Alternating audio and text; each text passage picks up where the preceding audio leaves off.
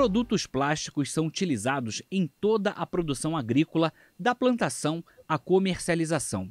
O agronegócio consome quase 7 bilhões de reais por ano em produtos plásticos. No plantio, são usados diversos tipos de geomembranas e impermeabilizantes. Filmes dupla face para cobertura de solo são utilizados no controle de ervas daninhas.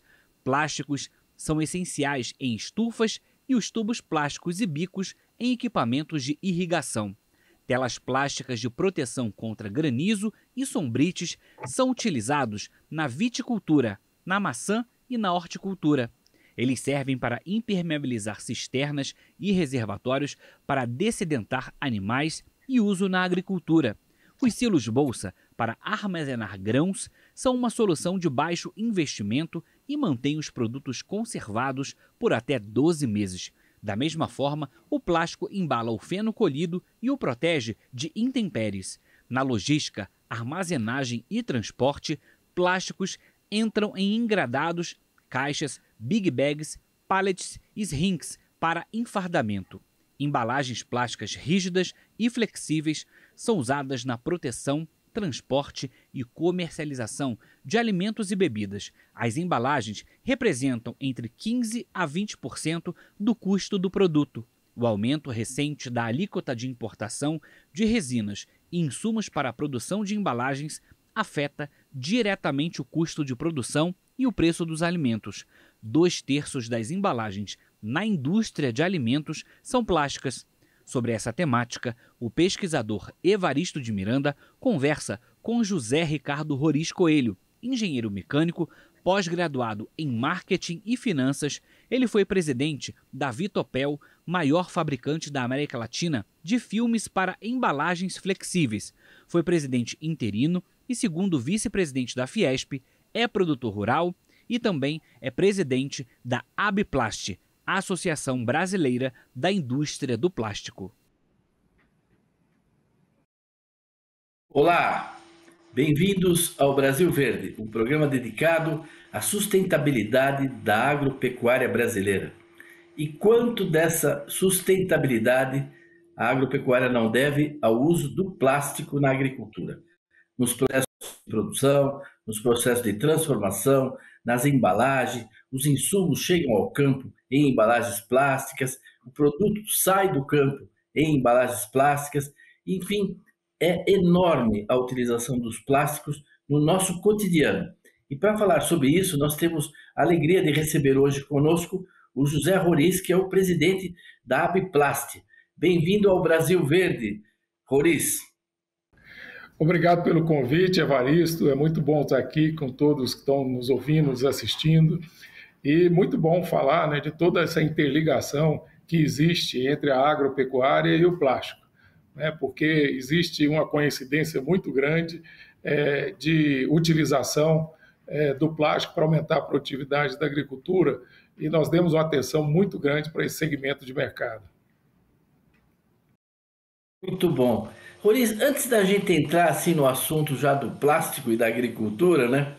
Conta um pouco para nós, você pode contar um pouco para nós a sua história, para quem está nos assistindo e conhecer um pouco melhor, você nasceu onde, como é que você veio terminar e fazer essa carreira tão brilhante que você tem feito como empreendedor e nesse setor tão importante para a agricultura? Eu nasci no centro do Brasil, nasci em Goiânia, fiz engenharia mecânica em Brasília. Logo quando eu me formei, eu me mudei para São Paulo, já estou aqui em São Paulo há um bom tempo. Desde quando eu me formei com 20 anos em engenharia mecânica. Aqui em São Paulo, continuo estudando, fiz várias pós-graduações em marketing, finanças, e também no exterior. Eu estudei bastante no exterior e a minha carreira foi muito ligada à área petroquímica, à área de transformação plástica, à área de petróleo e gás, e também até pela região onde eu nasci, sempre, desde criança, ligado ao agronegócio. Então, a minha carreira tem uma carreira não só aqui no Brasil, mas uma carreira internacional. Fui presidente de várias empresas importantes, inclusive dentro da petroquímica. Eu fui co-presidente da Suzano Petroquímica, fui presidente da Polibrasil e passei por várias empresas do setor.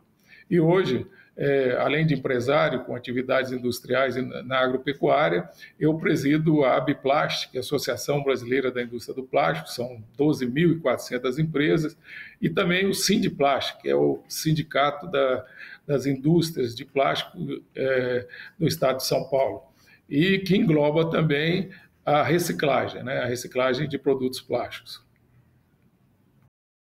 Olha que coisa interessante. Eu, de Goiás para São Paulo, virou um paulistano, um goiano paulistano, né? Já estou há bastante tempo aqui. Me casei com a minha esposa é de Santos, tenho 2 filhos que nasceram aqui em São Paulo.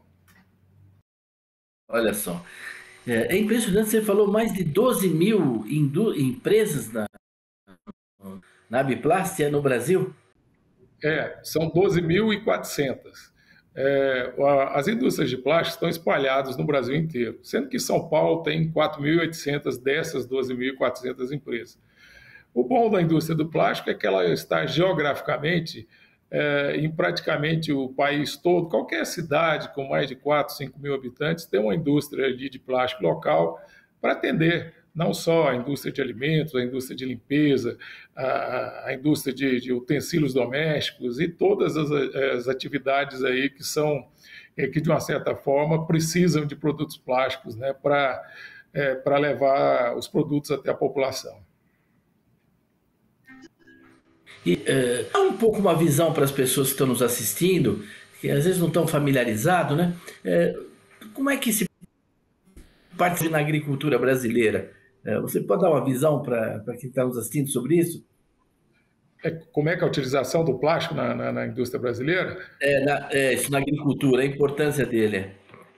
Tá, a importância o plástico, ele tem uma correlação de 95% do PIB. Onde tem PIB, tem plástico. E um dos grandes mercados nossos é na agricultura e na pecuária. Então, o plástico, ele começa ali quando você inicia a produção de produtos agrícolas, ele vai embalando o fertilizante, ele vai embalando as sementes, ele vai embalando os defensivos agrícolas, ele está no tubo de irrigação, na hortifruticultura, ele está no sombrite, ele está nas estufas. E depois da produção do plástico também, não só com embalagens, mas também no processo de transporte. Os equipamentos agrícolas, as máquinas, os tratores, as colheitadeiras, as plantadeiras, uma boa parcela delas são fabricados, né, tem muitas partes que são fabricadas com plástico. E, finalmente, para chegar nos Ceasas e nos supermercados, né, eles vão engradados plásticos, que isso até uma das razões de você, ao longo do tempo, poder levar alimento para mais pessoas, ficar mais acessível a mais pessoas, foi você diminuir a perda do processo de produção até a gôndola do supermercado, até o Ceasa. E o plástico ajudou muito nisso. E depois ele chega nas embalagens. As embalagens, nós é que fazemos todo o trabalho de shelf life, né, que é o tempo de prateleira, né, dos produtos, né, quando a gente tem uma demanda de algum produto que vai ser lançado, para saber quanto tempo esse produto pode ficar fora da geladeira, e mesmo da geladeira, quanto tempo para manter o sabor, a crocância, o gosto, a aparência. Então, é fundamental você ter um estudo muito grande com quem está fabricando, né, ou industrializando o alimento, né, com o que ele quer, com o produto que ele quer levar para o mercado. E também através do plástico, né, onde as embalagens elas são impressas, que tem as informações que são levadas ao consumidor. Então, todo o ciclo de produção, tanto da agricultura como da pecuária, porque no caso da pecuária tem a ração bovina, tem os fenos, como foi mostrado aí no vídeo anterior, que são embalados em plástico também, né? E hoje até coxos são feitos com produtos plásticos e currais, e uma série de produtos que também são utilizados aí na pecuária. Então, eu diria que na agropecuária, o plástico e a agropecuária e a agricultura, o plástico estão entrelaçados, né? Roriz, você podia explicar esse processo de mais qualidade, mais segurança para o plástico, ao contrário do que se diz por aí, ele muda a qualidade dos alimentos, não é? Sim, ele aumenta muito primeira coisa, o Evaristo, o alimento, quanto mais acessível ele chegar para a população, por exemplo, o plástico embala, toda a cesta básica é praticamente embalada em plástico.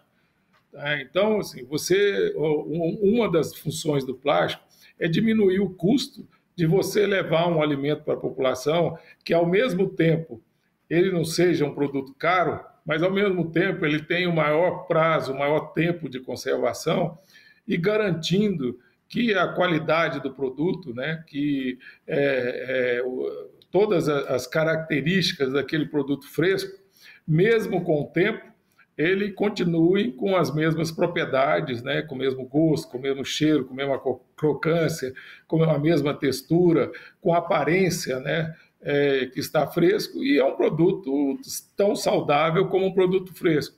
E o plástico pode levar isso para os alimentos. E a grande vantagem também é porque muitas vezes quando a gente pensa em alimentos, a gente pensa nas empresas grandes, nas empresas enormes, nas empresas que têm plantas no mundo inteiro. Mas o que a gente tem que pensar também é do produtor que está espalhado no Brasil e às vezes não tem uma produção muito grande, mas ele tem ali perto dele uma fábrica de plástico e ele pode se tornar um grande empresário futuramente, né, utilizando, né, todas essas 12.400 empresas que vão desenvolver produtos em conjuntos, né, para levar o alimento da melhor maneira possível à população. Excelente, Roriz.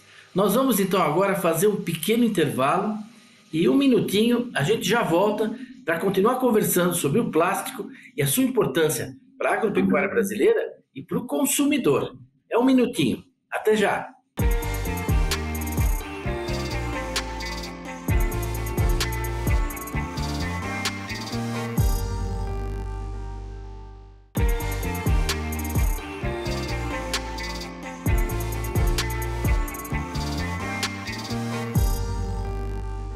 Olá, estamos de volta no Brasil Verde, conversando com o José Roriz, que é o presidente da Abiplast. E no primeiro bloco do programa, ele deu uma visão bem ampla de toda a participação do plástico na produção agropecuária brasileira, no transporte desses produtos e também em tudo que o plástico garante como embalagem para que esses alimentos, todos esses produtos agrícolas, cheguem com segurança, com qualidade para todos os consumidores. Eu gostaria, Roriz, que você falasse uma palavrinha para quem está nos assistindo.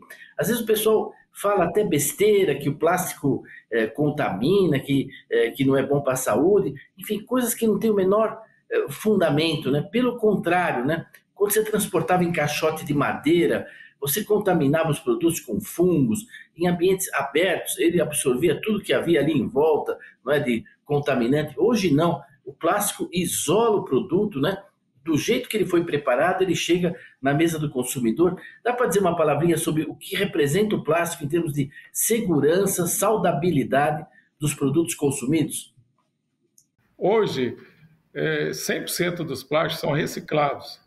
E 100% dos plásticos também, ele não tem problema nenhum com relação à utilização ele no seu dia a dia e junto à sua alimentação. Pra você ter uma ideia, Evaristo, hoje o catéter que você coloca na sua veia é de plástico.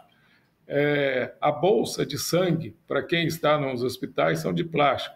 O que embala os medicamentos são plástico. Se você entra hoje na área de saúde, dentro de um hospital, a maioria dos produtos são envolvidos em plástico. Alguns por questão de asepsia e outros como o plástico, que são introduzidos no corpo humano e também através de prótese. Você tem inúmeros tipos de plástico e eles são utilizados para diversas aplicações. Mas um cuidado que nós temos dentro da indústria do plástico é levar até o consumidor aquele plástico que não vai causar nenhum problema à saúde disso. Por isso que qualquer produto que é lançado, né, esse produto passa por todos os testes, passa por todas as aprovações e por todas as normas para que ele seja utilizado da melhor maneira possível, sem causar nenhum dano à saúde de quem vai estar consumindo aquele produto. Agora, naturalmente, é um produto que entrou muito rápido na economia, é um produto recente se comparado à maioria dos outros produtos que são utilizados principalmente para embalagem. E ele tirou do mercado, né, uma série de sucedâneos por ser um produto que, como eu falei anteriormente, ou é mais barato e, ao mesmo tempo, ele traz um benefício maior para o consumidor final, porque fica um produto mais barato e fica um produto que talvez tenha muito mais durabilidade. E mais ainda, né, o plástico hoje ele está caminhando muito para reciclagem, o processo de reciclagem, você recicla o plástico que foi utilizado, e à medida que você vai aumentando essa reciclagem, a agricultura e pecuária utilizam uma boa parcela desses produtos reciclados, como na construção civil, como no saneamento, que utiliza muito isso. Irrigação, por exemplo, né, é um grande consumidor de plástico reciclado. Olha, você fez aí uma consideração. É claro que nós não vamos entrar no aspecto técnico, né? Mas são muitos tipos de plástico. As pessoas não têm ideia da diversidade de plásticos, da estabilidade deles, das propriedades físicas, químicas que eles têm, etc. Mas quem está nos assistindo pode ter certeza, quando você fala dupla face, plástico assim, assar, tudo isso, não vamos fazer aqui um programa técnico, mas quando a gente compra uma saladinha já cortada, que ali dentro tem um gás específico para mantê-la ali, nitrogênio, coisa que vai manter aquela salada em bom estado, não é qualquer plástico que vai manter aquele gás ali dentro. Tudo isso hoje é muito bem estudado. Agora, a indústria, ela depende da importação ainda de uma parte, pelo menos significativa, de resinas, de coisas, de uma matéria-prima para produzir esses plásticos, não é isso? Nós utilizamos resinas plásticas, nós temos produção aqui no Brasil e temos que importar uma parte desse plástico também, porque tem produtos aqui no Brasil que não tem a quantidade suficiente que é utilizado. Um dos grandes produtos da indústria plástica hoje em dia é o custo da nossa matéria-prima. Nós somos atendidos aí por monopólios, duopólios, que têm uma força de mercado muito grande, às vezes 2 ou 3 ou 4 empresas que vendem para 14 mil empresas de transformação plástica, tem um poder muito grande de impor preço. E, além disso, são empresas que têm proteção tarifárias muito grande. Isso é ruim, porque você onera para o consumidor final e também onera para quem vai exportar. Então, o produto brasileiro fica mais caro para o brasileiro, que tem uma renda que não cresce aí há mais de 10 anos, e também para você exportar e competir lá fora. E o plástico é um veículo para se levar o alimento industrializado para fora do Brasil. Nós nos tornamos o maior produtor de alimento, o maior exportador de alimentos industrializados do mundo, só que esse alimento vai embalado, na sua grande maioria, em embalagens plásticas. Então, se tivermos uma embalagem cara aqui no Brasil, que representa, segundo a BIA, entre 15% a 25% do preço final, do custo final do produto, né, você está tirando a competitividade do Brasil justamente nesse setor onde nós somos muito mais competitivos do que quase todos os países do mundo. Nós estamos sempre, em qualquer produto agrícola que você pega, a gente está entre os 3 primeiros, 4 primeiros, etc. Agora, para vender esse produto aqui no Brasil e que seja um produto acessível para a população e para que a gente possa exportar, é fundamental que você tenha uma embalagem de qualidade e com custo competitivo. Isso você está colocando, pouca gente tem consciência disso, né? Esses monopólios, oligopólios que existem em vários setores do Brasil, eles são extremamente nocivos, não é? Porque se o governo decide aumentar uma tarifa de importação, por exemplo, de um lado ele beneficia esse pessoal, diminui a concorrência, não é? Mas onera, no caso do plástico, onera diretamente o consumidor, porque isso vai passar no preço da embalagem, vai chegar no consumidor. E nós tivemos aumento, não é? Nas tarifas, na importação de resinas, não foi isso? Em pouco tempo, nesses últimos 2 anos, nós quase que dobramos nossas tarifas de importação, e além das tarifas de importação, tem antidumpings também para os países que são grandes produtores de resina. porque nem todos os países do mundo produzem resina. Se você coloca um antidumping naqueles países que são grandes produtores e competitivos, você bloqueia a entrada desses produtos no Brasil e facilita que esses monopólios e oligopólios imponham preços ao mercado. Normalmente, essas empresas têm lobbies muito fortes em Brasília, ao invés de estar ajudando a desenvolver mercado, ela tem uma equipe enorme lá tentando aumentar tarifas durante o ano inteiro. Isso é muito ruim e é bom que o Brasil tenha uma boa reflexão sobre isso para que a gente mude esse estado das coisas, porque normalmente no mundo o que acontece, Evaristo? Você tem a chamada escalada tarifária. Quanto mais você agrega valor ao produto, quanto mais o produto final tem um valor maior de trazer uma contribuição para o país, principalmente nas exportações, né? Aí sim você protege o produto final e não nas matérias-primas. Matéria-prima normalmente são empresas grandes, são empresas que têm escala e você compra matéria-prima onde é mais barato. Agora, o produto final, você emprega mais gente, é um produto que você usa mais tecnologia, usa mais inovação, e com isso você traz mais divisas para o país e também no seu mercado doméstico, porque você perde muitas vendas para o mercado doméstico, porque produtos de fora vêm para o Brasil e ganha competição com os produtos produzidos aqui, muitas vezes porque ele tem acesso a matérias-primas mais baratas. Esse você tocou num ponto aí muito chave, né? É muito sério, quem nos assiste, todos têm que refletir sobre isso, né? Se o papel do Estado é fortalecer monopólios ou é desenvolver o mercado, né? A competitividade, né? Você não pode prejudicar taxando a matéria-prima, né? Quando que a força está no produto que vai incorporar valor, que a gente vai exportar, né? Agora, você me corrija, mas eu acho que uma parte da inflação dos alimentos que nós estamos vivendo hoje vem do aumento de tarifas, não é? Que atingiu todo o setor de embalagens, transporte, etc. Não é? Como eu falei, por exemplo, o plástico, ele não está só na embalagem, o plástico começa lá no começo da produção, né? Agrícola e pecuária. Então, se você coloca uma tarifa de importação muito alta e esses monopólios elevam o preço, então em toda a cadeia produtiva de alimentos você vai aumentando o custo de se produzir. E isso é muito ruim. Muitas vezes, quando eu falei que a Bia disse que é de 15 a 25, isso é o custo da embalagem final. Agora, imagina, durante todo esse processo produtivo, como eu falei, desde o início lá da produção, o que esse aumento de custo que torna o nosso produto, muitas nossas matérias-primas aqui, 40% mais caro que lá de fora, o que isso tira a nossa competitividade? Como eu falei também várias vezes, não só para o mercado interno, mas também para a exportação, que é muito importante, né? É um assunto muito, muito sério esse, não é?